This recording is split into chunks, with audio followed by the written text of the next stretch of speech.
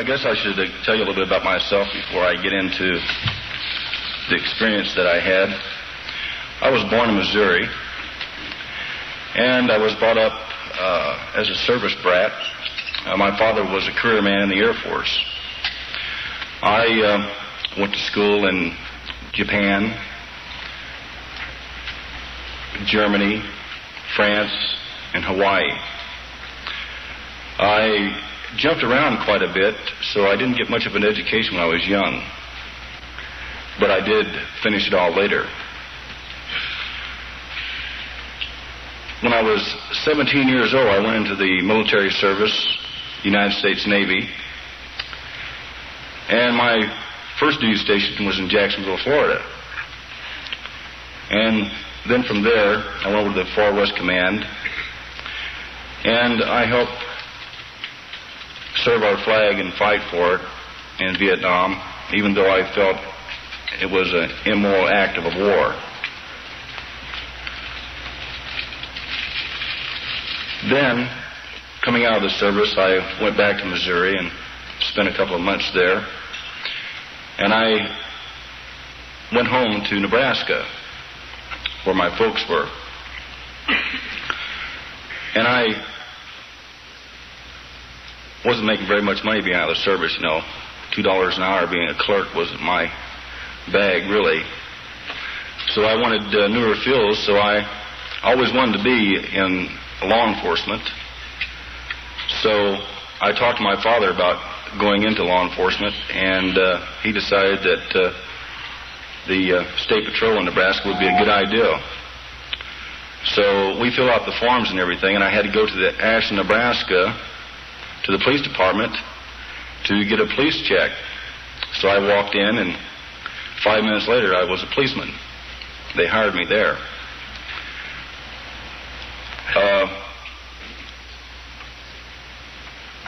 My life before this happened as a police officer, the short time I was a good one. I enjoyed it. I enjoyed working with the public and serving the community and serving the laws of the state. Now I guess I'll get on with the story.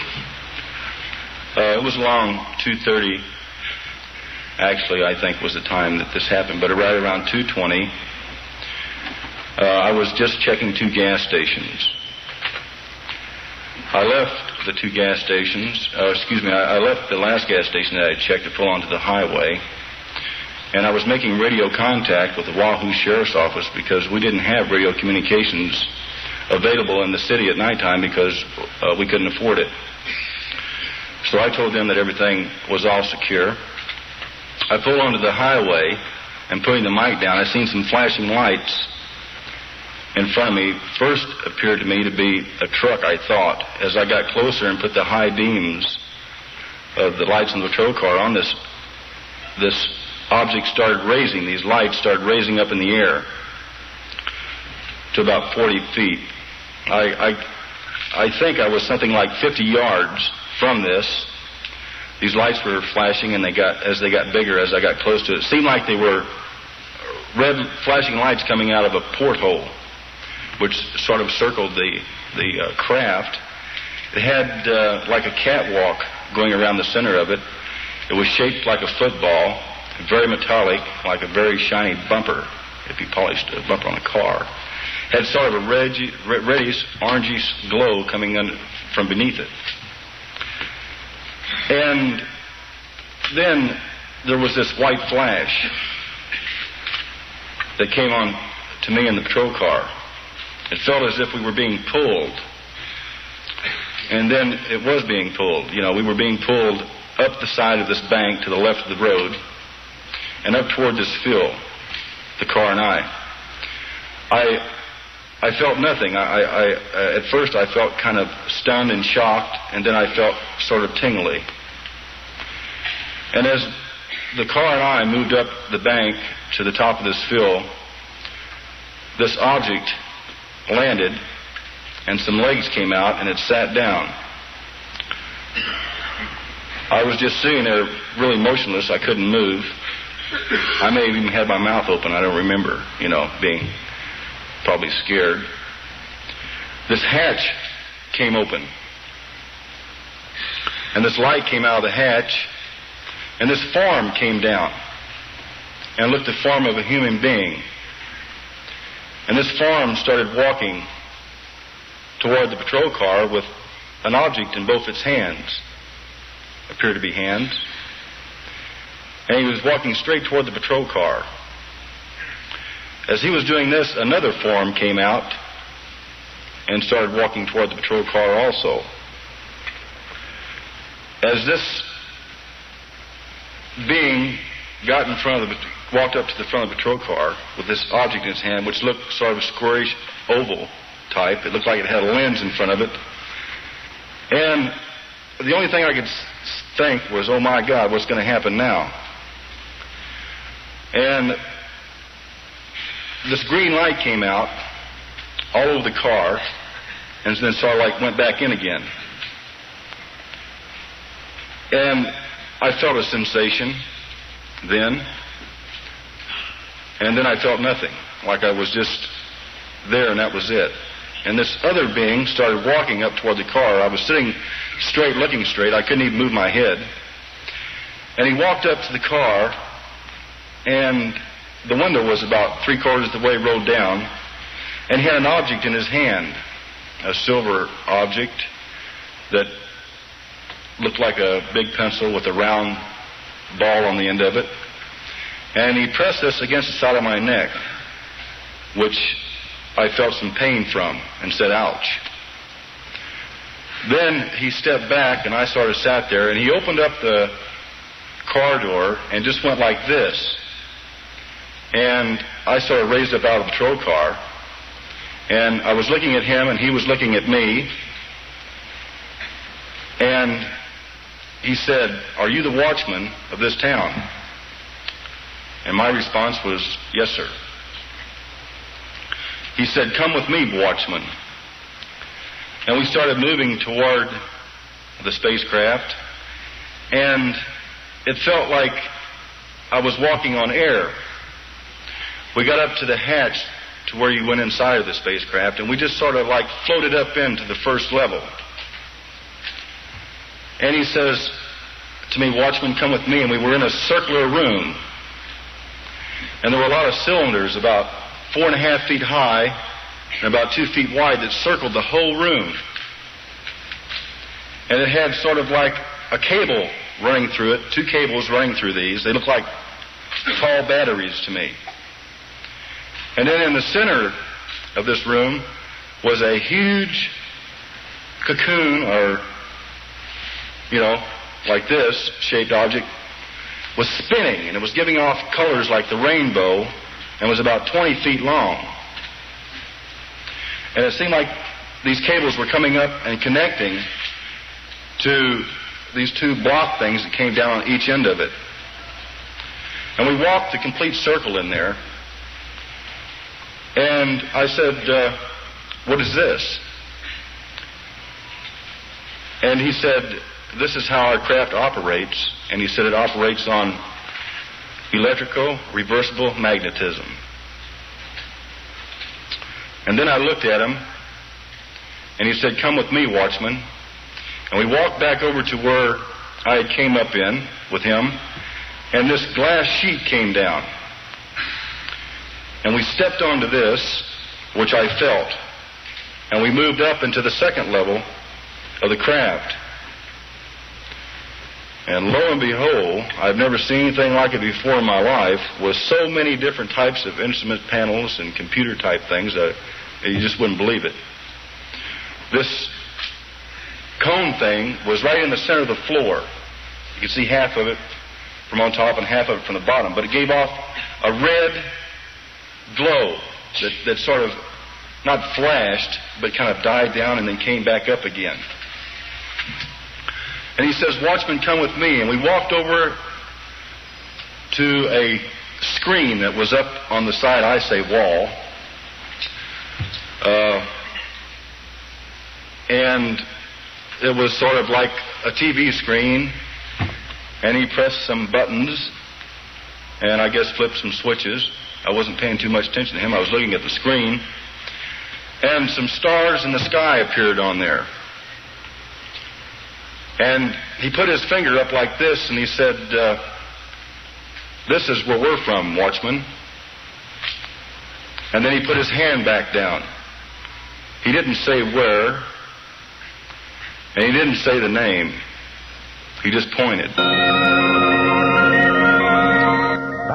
And now back to UFO, Fact or Fiction. And now, Herbert Schirmer picks up where he left off a moment ago when he was telling us about being briefed by the commander of a flying saucer outside Ashland, Nebraska in December 1967. The purpose that we're here is to get electricity.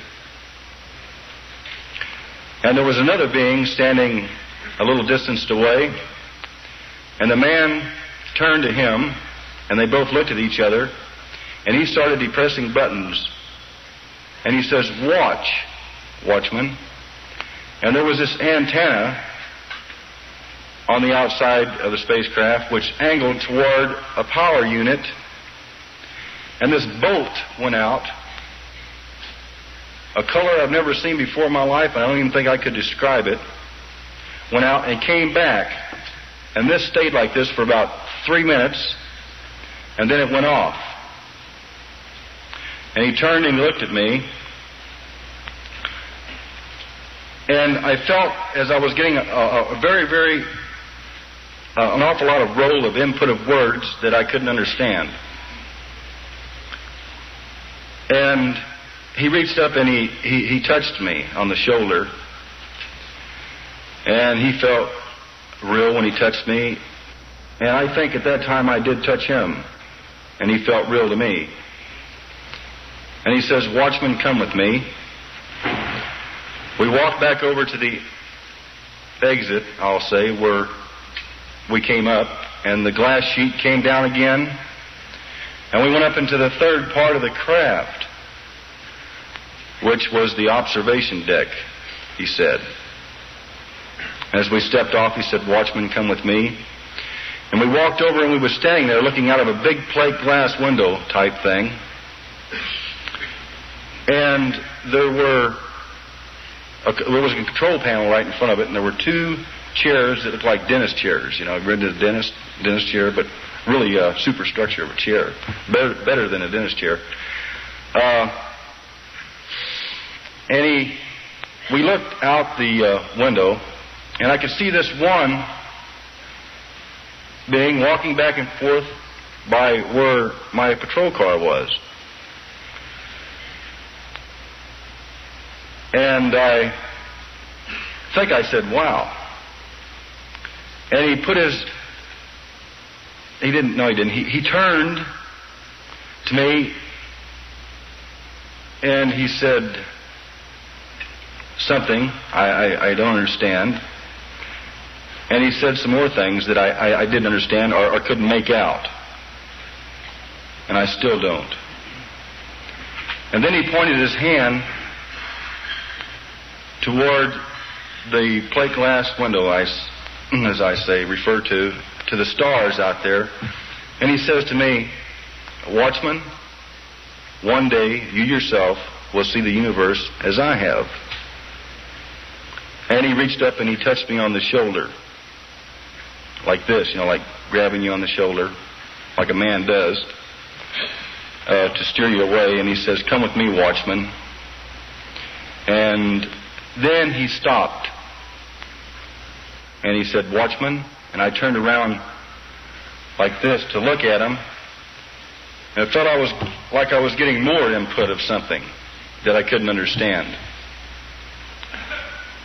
Then he says, "Watchman, come with me." We walked over, and we went down all the way out of the craft.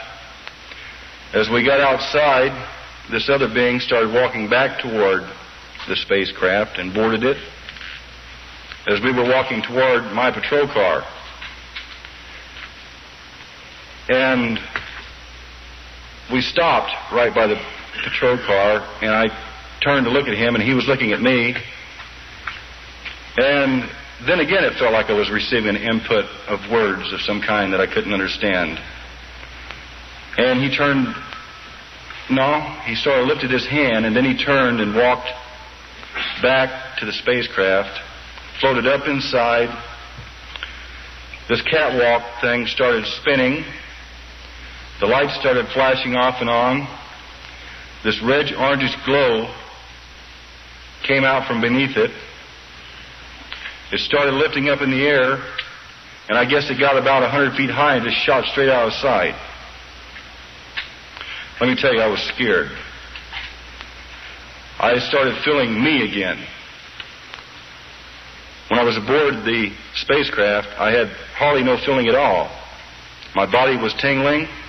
I was perspiring. I was hot. I felt nauseated. I got back into the patrol car. I turned it around, and I headed back for the police station. On the way to the police station at a high rate of speed,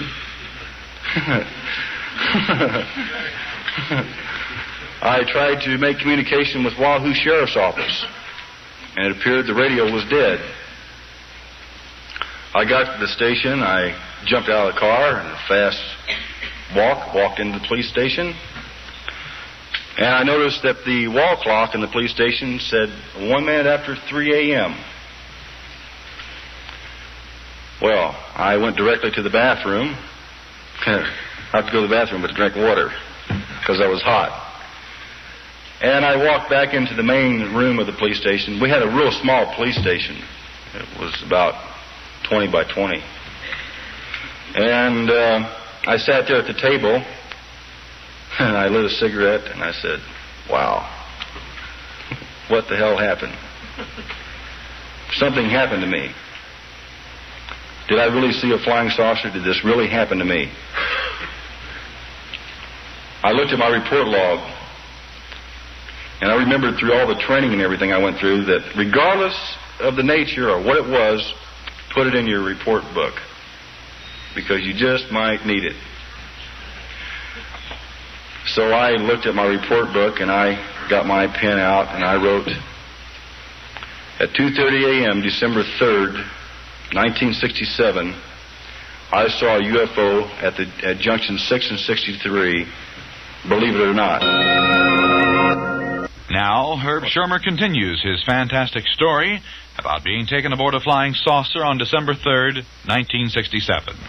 About 6:30 that morning, a fellow officer came in, and I explained to him what happened to me.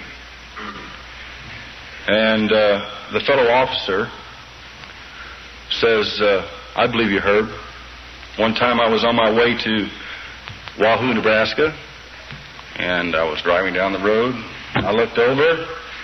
Lo and behold, there were two UFOs sitting in a field, and these little green men were out there walking around it, waving at me. I said, sure, Paul. And he says, I don't think you should tell anybody, Herb, because I don't think anybody's going to believe you. Matter of fact, you're going to lose your job if you tell the people. But I said, Paul, it's the truth. He said, well, he said, a lot of people won't even accept the truth. I said, well, I'll wait for the chief. He says, no, I'll go on home. So I went home, and I was, I really felt like everything was drained completely out of my body, and I laid down on the couch. And as I laid there, I started getting a buzzing feeling in my head. And it felt like I had pressure on my body. I couldn't move my arms. I couldn't, how you try to open up your mouth and you can't say help? I was trying to say help, And then I went off to sleep and the phone rang, and it was the chief. And the chief says, get your butt down to the station right now. What is this? You mean you've seen a UFO? I said, I don't feel good. I'm sick, and I'm not coming down to the police station. He said, I'll be right over. So the next thing, TV came in, press came in, newspapers, radio stations, and telephone calls started coming in. 2 days later, the ridicule started coming in. Believe me. And I had a man run 3 blocks, huffing and puffing. He owned the Goodyear tire shop there in Ashland, Nebraska, and he went to me, Herb, if you ever see another flying saucer and it lands, you tell him I want to sell him a set of tires.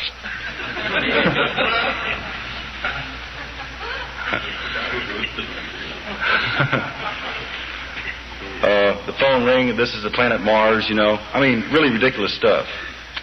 I think, though, being here in Florida, one of the neatest welcomes I got was right out here in the lobby. The gentleman out there selling books. And I walked up, and he says, Herb Schirmer? I said, yes. My name is so-and-so, and I was taken aboard a police cruiser.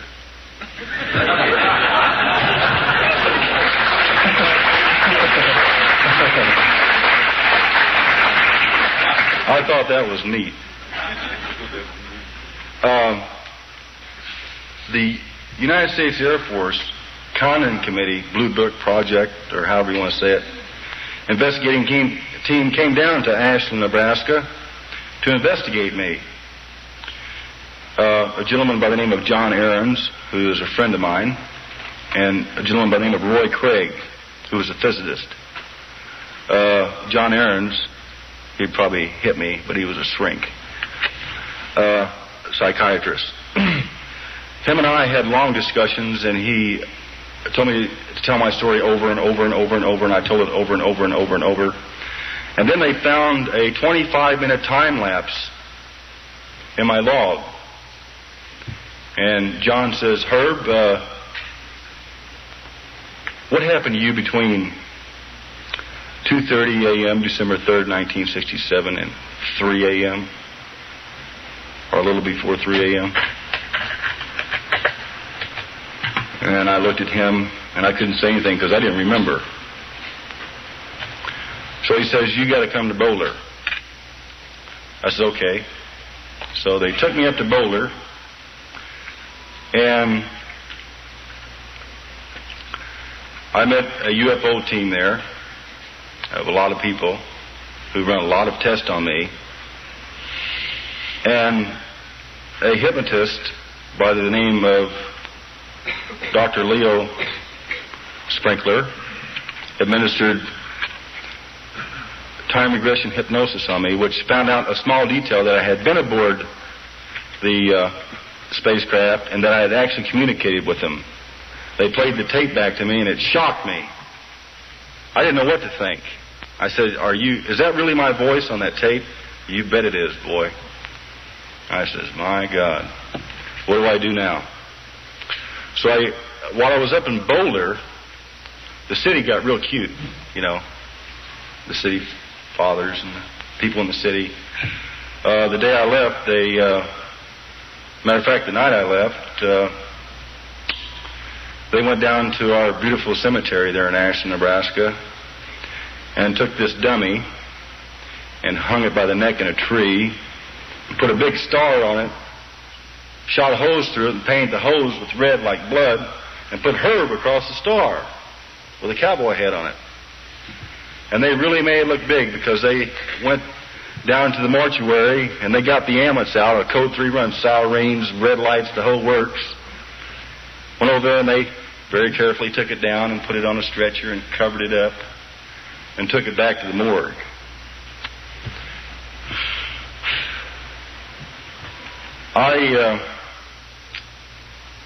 They thought they scared me, but they didn't, you see. That's what they were trying to do. They were trying to scare me, but they didn't scare me because I thought it was kind of funny, and I laughed about it when I read it in the paper and seen all the pictures and everything. But while I was in Boulder, they blew my car up with dynamite. And that really made me mad. I just got through paying for it. And I was furious. You know, I could have done like George C. Scott did in that movie Rage. You know, that's how mad I was. Herb Schirmer's encounter with the flying saucer and its crew disturbed many people, including his wife, who said he was crazy and left. But through the whole crisis, I had one very good friend in Ashland, Nebraska. His name is Leroy Dimmitt. Very close friend. And he helped me a lot in Ashland. He was one of our relief officers in the police department. And I was really proud to have him as a friend as well. He stuck by. My family, I really can't say. I went to my father and I said, Dad, I know you have 20-something years in the Air Force, but I asked my father point blank, I says, Dad, what do you think of UFOs? My father never said no, and he never said yes. He just said, son, if you're telling the truth, stick with it. And so I stuck with it. I thank you very much. Hypnotic test. Schirmer, in the hypnosis, was pulled up onto this field, and the hypnotist was asking him, said, describe this. What are you seeing? Schirmer goes, radio ain't working. What happened to the engine? Where are my lights? What is that thing? Describe it to me, the hypnotist. It's made of metal and shaped like a football, silverish glow around it, flashing light underneath it. Came in over a field and hung there for a moment, and it's flickering on and off and making a whooshing sound, and the lights are flickering very rapidly. How fast are they flickering? Jiminy Christmas, they must be going around twice a second, at least 120 times a minute. It can't be. What's happening? Legs shooting out underneath it. It's hard to see. It's very bright. There are legs coming out. It's settling on the ground. Are you afraid? You're damn right. My hand is shaking. Why don't you start your cruiser and leave? I am being prevented. What do you mean being prevented? Something in my mind. I want to go home. Oh, no, Lord, no. What? What's wrong now? They're getting out. They're coming toward the car. It can't be. Trying to draw my revolver. I'm being prevented. Something in my mind. The one in front of the car is holding up an object. Stuff shoots out of it and goes all over the car. What is the stuff? What color is it? It's funny stuff, like greenish gas. My God, it can't be. Stuff all around the cruiser. What's he doing? What do you mean? Who? The one in front of the car. He's pulling something out of a holster. My God, he's pointing it at me. It's bright, very bright. How bright? Bright flash, like a camera bulb, only brighter. Now what's happening? Paralyzed, passing out, can't remember anything. It's all black. And when Schirmer comes around again, he's looking into the eyes of a man who's standing right by the door of the car, a man from the spaceship. And the first question the man asks him is, are you the watchman over this place? Are you the watchman over this place? Now, this is a simple kid who didn't finish high school till he had been a policeman for several years. No education, army brat, moved around 10 countries. Kids like that, even if they watch television, don't invent sentences that say, are you the watchman over this place? So there's where it begins. Schirmer was taken aboard this craft and given a briefing. Told some of what they were doing, talked about bases in the country. In Beyond Earth, we just laid out the interview between Schirmer and the crew. At points, he says they've been observing us for a long period of time, and they think that if they slowly put out reports and have their contacts state the truth, it will help them. They have no pattern for contacting people. It is by pure chance, so the government cannot determine any patterns about them. There will be a lot more contacts. To a certain extent, they want to puzzle people. They know they are being seen too frequently, and they are trying to confuse the public mind. He's telling me they want everyone to believe some in them. Some in them. And then he adds, so we will be open to their invasion. And now at this point the hypnotist interjected and said, think carefully now. Did he use the word invasion? Schirmer said yes. Then this would mean they are operating to conquer the world? And Schirmer said emphatically, oh, no. He used the word invasion, but meant it in a friendly way. He said it would be a showing of themselves completely. The public should consider in their minds that they should have no fear of these beings because they are not hostile. Pretty powerful stuff. Not satisfied with reading transcripts of hypnotic regression tests, Ralph Bloom has ordered a second series of tests at UCLA. At a symposium in Tampa, Bloom said he retained the services of Dr. Ronald Katz, head of the anesthesiology department. He wanted Dr. Katz to perform the tests as he watched. Some of the tests he did were fascinating. He regressed Herb through various ages, down to 11, then down to 5, then up to 17, and he asked him the same question each time. He said, as he brought him sort of out, he told Herb, you'll remember all this when it's over, and you can open your eyes during the trance. Now, I don't know how much you know about trances. I didn't know much. But someone can operate in a trance state with their eyes open, but they're in direct contact with the past. It's as though you cranked up the old computer and it's feeding you whatever the brain knows, and the brain, I hear, knows all and will tell all. And so Herb went back, and at 11, the question was always the same. The hypnotist said, hi, who are you? there anything special about today? Well, each day he took was special because it was always Herb's birthday. The only two things that the guy knew, the hypnotist, going into this hypnosis, were the fact that Herb had had a contact on a certain date and his birthday. He hadn't read our book, he hadn't read any of the literature, and he wasn't involved. So it was a pretty clinically clean experiment. And each time Herb was asked to write his name, and at 11 he says, "Can you write your name?" And Herb says, "No." He says, "I can only print." It was moments like that that were very impressive, and then watching Herb Schirmer, 29, laboriously printing his name as he would at 11. Very interesting. It's another lecture in itself, or another discussion. But the hypnoses were both very impressive to us who were there, and watching Herb come up to the moment, live through it again, and experience what followed that was not available to his conscious mind was very dramatic. Herb was hypnotized twice before, once courtesy of the Air Force, and once by a private hypnotist, a doctor called Loring Williams from New Hampshire. And each time the hypnotist told him that he would remember when he came out of the trance. He would freely remember everything that happened. And he didn't. And he didn't remember again when Katz told him he would. Now, part of it's come back, and the reason I bring that up is sort of a side issue. Herb remembers a good deal, most probably, of what happened. Some from the hypnotic sessions when he's relived the experience, and then after when that was reinforced by his hearing the tape. So he heard himself saying. But really he had to hear it from the tape to remember it. He learned it from the tape. I suppose remember's the wrong word. He learned about his experience from the tape. Some leaked through from the experience of itself. So he has and we've been watching very carefully, and I'm really mean. I mean, if Herb says something that he didn't say before, I say, "You didn't say that before." And what it turns out is that we all are, unless we're really special kind of automatons, we tell a story as we are. And it's really not always the same way. And sometimes you respond to pressure from the audience. The two people who are with you can exert a pressure on you. It's a hard thing to tell a complicated story that you only know from having learned it secondhand. And yet it's your story. Think about that a moment if it's clear. I mean, it happened to you, you went through it, and yet you've had to be taught it through listening to a tape.